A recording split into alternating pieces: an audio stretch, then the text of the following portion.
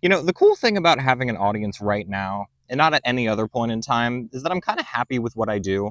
I mean, nothing I make is remotely perfect, and improving my videos is one of the most fun parts about making them. But I'm not going to watch these videos in 5 years and cringe. That's what I'm talking about. Right now, if I look at something I made 5 years ago, I cringe. So it's a good thing nothing I made 5 years ago is getting any attention. Oh, except, that one.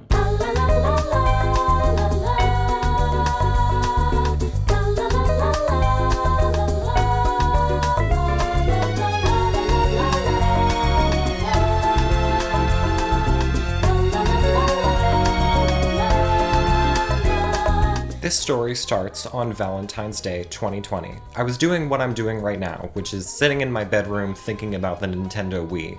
Embarrassingly, and I sincerely apologize to all the millennials I'm about to scare, I was also 14 years old. Oops. In about a month, all my friends were about to be pulled out of school for reasons I'm sure you're aware, but I was already out of school because I can predict the future. And because I had a serious personal issue to work through, but mostly the predicting the future stuff. I'm doing way better now, there's no need to worry, but it was a really weird time, and to make things weirder, my number one coping mechanism, I would say, over the whole thing was not like going outside, talking to family. I think it was speedrunning. For months, speedrunning had become my new obsession, not just because I liked playing games fast, but I liked talking to people who liked the games I liked. Naturally, I spent a lot of time in the Wii series speedrunning Discord server, which offers lanes of discussion for every game there is in the Wii series. And, you know, they're all great. I never play favorites for any single one.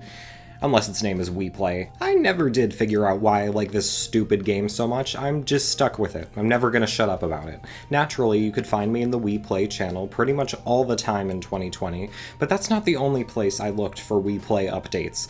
Wow, that is a dumb sentence. See, the server had a channel called Reverse Engineering. What is reverse engineering? Well, regarding software, it means finding out more about how a program works so you can do something with it. If the software is a video game, that usually means making mods. You can maybe already see where this is going. One fateful day, while browsing the Reverse Engineering channel, I stumbled upon a PDF called Tanks Documentation. Turns out someone named the Goldfish King had done some serious drilling into the internal files of Wii Play's Tanks minigame.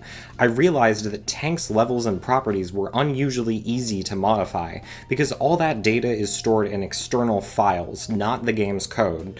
You would still, unfortunately, have to sift through long lists of raw numbers to change anything, though. This is especially unintuitive for things like editing levels.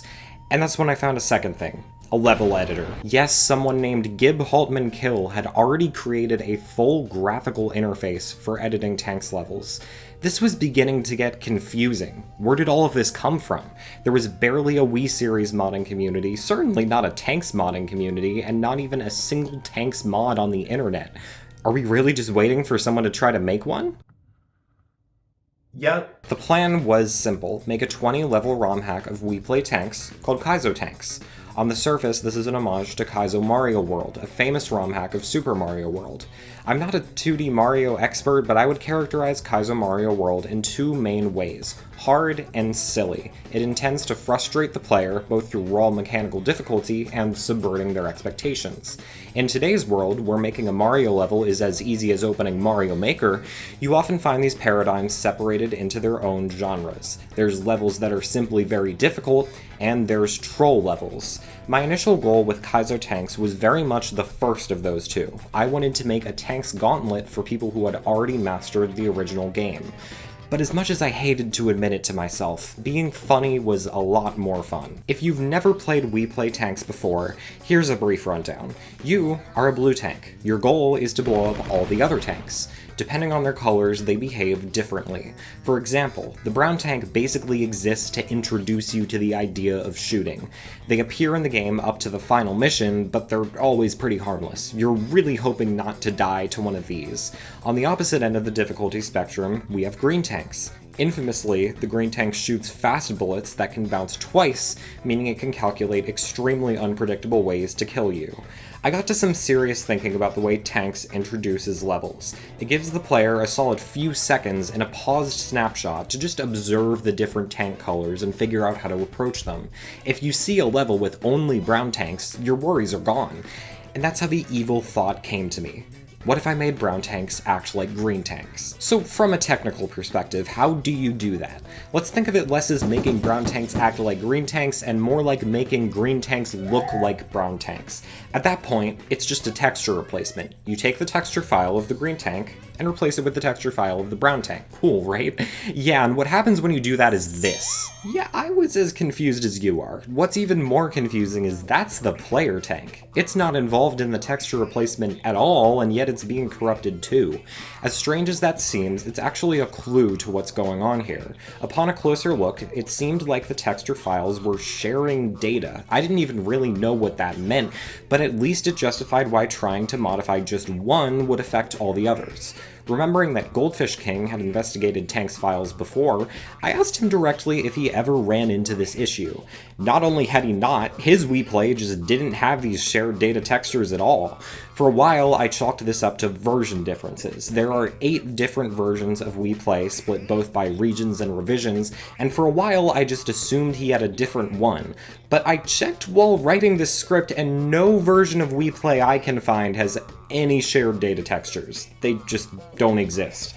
I guess the lesson is sometimes your game is just cursed. Ultimately, solving this was as easy as taking Goldfish King's files and transplanting them into my game, and that was all I needed for my very first level. A simple open field with 4 brown tanks that let the player's guard down, then immediately pull the rug out from under them. This was the grand opening that would set the tone for the entire ROM hack. Just one small problem with that. I didn't know anything about level design.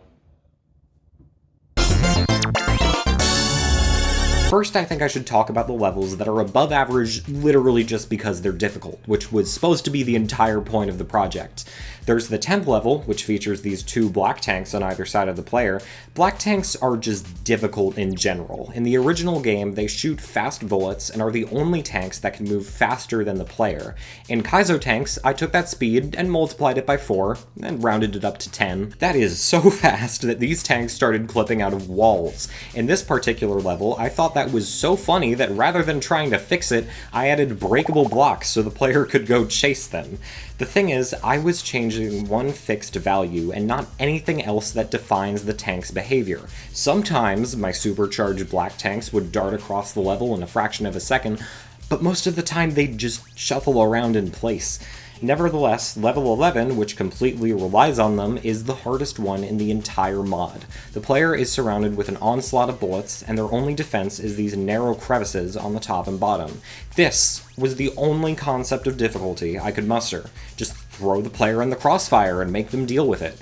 Games that are designed around bullet hell are interesting because there are patterns to the madness and ways the player can learn to anticipate them. This type of bullet hell, on the other hand, is chaos. There's no point. But compared to the rest of this mod, it is a highlight. This is level 12. Based on the last 2 levels, the player is probably looking at these 4 black tanks and groaning. But the humor is that they're actually harmless. It's the exact same bit I did in the first level. Except it's not, because in the first level it has a purpose. It sets an expectation of absurd difficulty. This does the exact opposite. It tells the player, hey, you know, maybe some of the levels are just going to be super easy for no reason.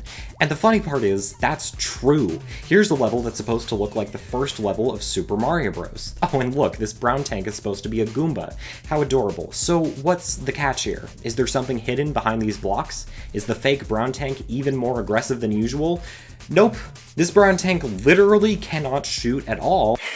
Okay, it can shoot a little bit, but that doesn't change the point. Making this level easier to beat than the first level of the original tanks. Why? Somehow, instead of realizing this was dumb, I took that idea of recreating a retro video game and did it 2 more times. This one's supposed to be Donkey Kong. Looks hard, right? Well, it is, until the single pink tank inevitably shoots itself before you can get a quarter of the way through the path. By the way, this footage has not been slowed down. This is where the mod started to suffer from lag. I can't be sure, but it seems like this happens when you place a lot of blocks around the perimeter of the level. Okay, so why not get rid of all those blocks and just use the actual perimeter as the perimeter? There is no reason I couldn't have done that. and instead, I decided to make the game lag uncontrollably. The next level, in imitation of Pac-Man, suffered from the same problem. It's also pointless, because tanks don't have the means to swiftly traverse these corridors like the ghosts do in the original Pac-Man. Instead, they stay huddled in the middle, and you just kill them. And once again, it seems like the stuff that's causing the unbearable lag is completely pointless anyway. Despite the insurmountable volume of nonsense on display, there's some good ideas sprinkled throughout here. Level 7 abuses the block height property to obscure every other column of visibility.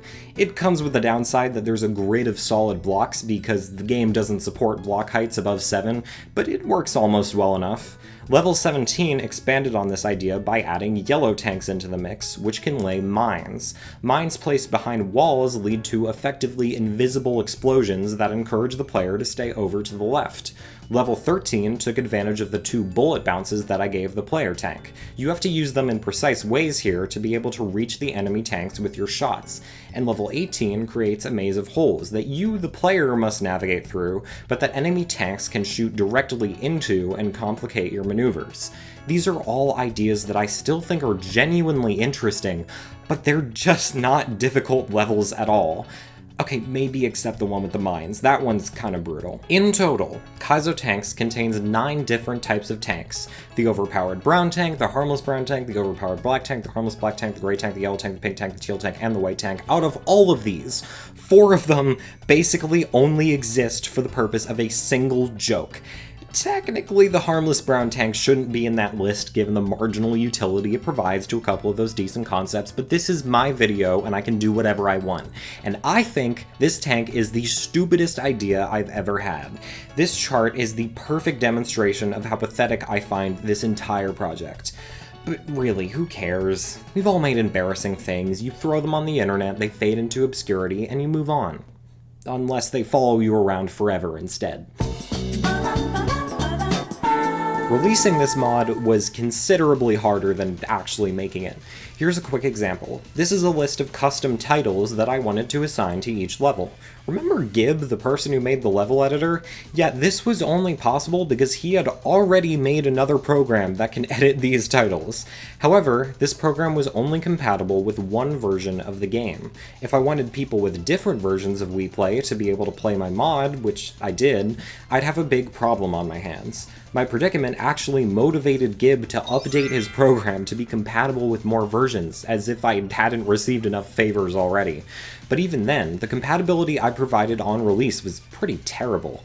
For a little while, the mod only supported US versions of the game. I only added PAL support a couple of months post-release, and even then, one of the PAL versions still couldn't load custom titles. You know what else breaks custom titles? The 4:3 aspect ratio. And if you don't know what that is, I'm glad you asked. 4:3 is the ratio of the dimensions of a standard CRT TV screen, whereas standard flat widescreen TVs are 16:9. The transition between these two things was pretty instant, all things considered, but unfortunately for me, this video is about a console that came out in 2006, when both types were quite popular. Nintendo decided the Wii would support both aspect ratios, which is great on its surface, but it also means its first-party games have many idiosyncrasies between the two modes. From a technical standpoint, that's not quite as annoying as a version difference. A different version of a game is a different build of the project, so even if not much about it has actually been changed, all the code will end up in different places in the executable. When running the same version on different aspect ratios, the executable will be the same overall, but specific parts of the game might need to run different code based on the aspect ratio being used. A function related to drawing text on the screen is a likely example of that. Basically, all that to say that neither me nor Gib could figure out how to make the custom titles mod work at all on 4:3, meaning the full compatibility matrix for Kaizo Tanks looks like this. This is kind of abysmal. On the website, there are clarifications upon clarifications for what you need to do to make this mod work, and under what circumstances it just won't. Oh yeah, by the way, there was a website I should probably talk about that. See, most people release their mods on websites that are already designed for that, because they value their time, and because it provides a community for people to actually go find the thing they made. But I decided to make my own website for the entire project. I actually don't think this was a terrible idea. Web design is something I've always enjoyed, and honestly, this site held up pretty well. There's style touches like this text spacing animation that I still really like. What did I even say down here? The pack has 20 levels of varying difficulties. Yeah, that's about as accurate as it gets. Oh, and the next sentence is just gold. The best part, you might actually be able to play it. It's playable. What an incredible feature. Now, there's one more piece of promotional media that I made for this project, and that's the release trailer. This trailer is so embarrassing that I privated the video. Good luck finding it. Problem 1. I didn't have a capture card to record my gameplay, and I didn't have the means to get one because I was barely not a child. So instead, I found a DVR in my basement, connected it to the Wii's composite video output, burned my gameplay recording onto a DVD, put the DVD in my computer, ripped my footage off of it, and put it into my editing software. Oh yeah, also, I had a setting enabled in that software that caused it to try to de-interlace all my exports, even though they weren't interlaced in the first place. I didn't figure out how to disable this for multiple years, and you can still see it in my first couple scripted YouTube videos. That plus the DVR thing culminated in footage that looked really, really bad. Problem 2. I edited every shot in this trailer with such a close zoom that you literally could not see any of the levels. Maybe that's a good thing, honestly, after diving into how bad they were. Also, just far too much slow motion on footage that was surely already recorded in 30 FPS. It just looks terrible. Problem 3. The background music is a mashup of the Tanks theme and Crank That by Soulja Boy that I made in FL Studio. But, you know, just as a thank you for making it this far into the video, I'm gonna let you hear a little bit of it. You ready? Here it is. That's it. That's plenty. Let's go back to that list of level titles for a second, because that's something I kind of glossed over. Most of these are called normal things, others are called Tax Audit. Tax Audit was an insane level, by the way. I guess these black tanks are supposed to represent tax collectors, and I spelled out IRS on the side of the screen. Not in 4x3 though, there wasn't enough room. Why did I do this? Anyway, other questionable level titles included Area 51 Raid and hashtag Free the Tanks. I was just so funny, wasn't I? And hey, remember that level with the yellow tanks and the walls? That one's called Hidden M&Ms. What the hell are Hidden M&Ms? Oh my god. Yo, Cindy, you definitely called this level M&Ms. This is after what I say, right? I call these M&Ms. Thanks for the explanation, Nitro. This is Nitro, by the way. He's a Twitch streamer who I happen to really like when I was making this ROM hack. These days he has a complicated relationship with streaming, but back in the day he was streaming speedruns of Wii series games consistently to hundreds of people. I picked up on things he absolutely hated about Wii Play tanks, including when a yellow tank would lay a mine behind a wall that he couldn't see, which he called a hidden M&M. So what's a completely normal thing to do with that information? Design an entire custom level around it. But wait, there's more. The smiley face in that level I designed around precise bullet bounces, that was supposed to be Nitro's channel mascot, and I don't think he ever actually noticed. This is where my thoughts get blurrier. Obviously, no, it's not bad to sneak inside jokes into the things you make, that's like the most fun part. But the more I talk about this mod, the more it seems like dumb jokes were my only game design tool. It's like if I had a Swiss Army knife that was actually just a harmonica. What does this make me? A source of entertainment? A piece of content? What happens when your only motivation in a creative pursuit is to create a piece of content? See, Nitro's not the only content creator who made this story what it is. In 2019, a YouTuber named Psylocke Hawk released a video called An In-Depth Video About Wii Tanks. It largely revolved around how Tanks is a very difficult game and his entirely fair struggles with it. Yeah, a difficult game.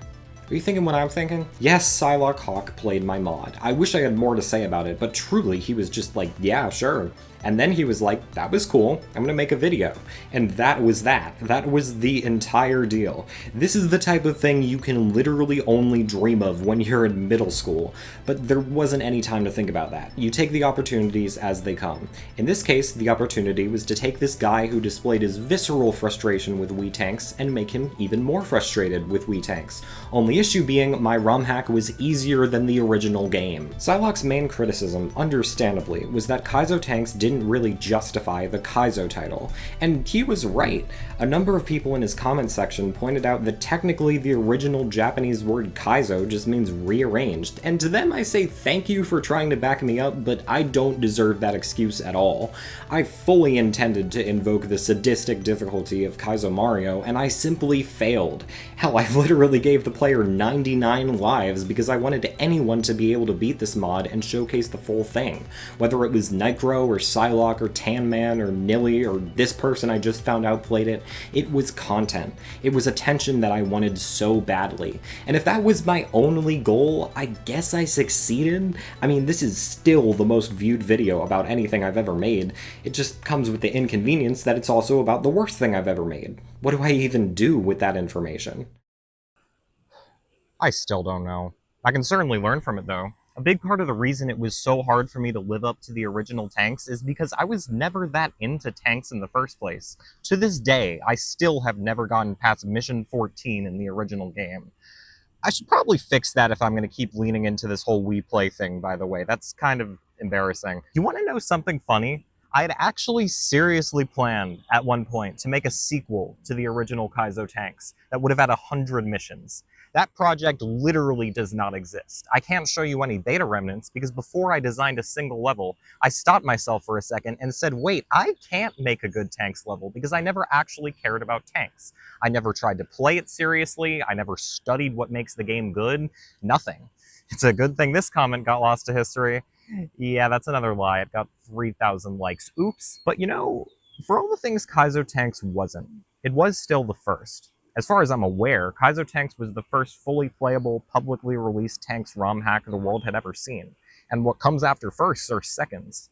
Months later, someone named Big Kitty 1011 released a different mod called Wii Tanks Pro, and it is just so much better. If for whatever reason your life was depending on the release of Kaizo Tanks 2, which it shouldn't have been, just go play this. Or go play any of the other various mods Big Kitty has made. Big Kitty has also, created an entire tanks modding tutorial series which has led other people to get into the hobby.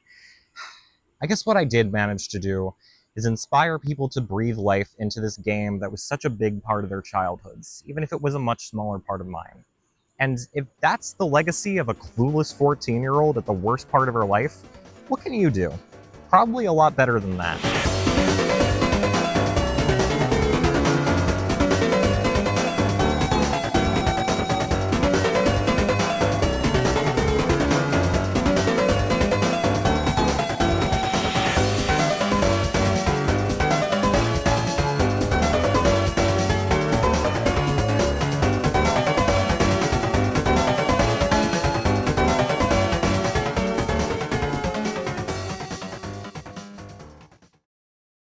Or go play. What does the script actually say? Let's see what the script actually says.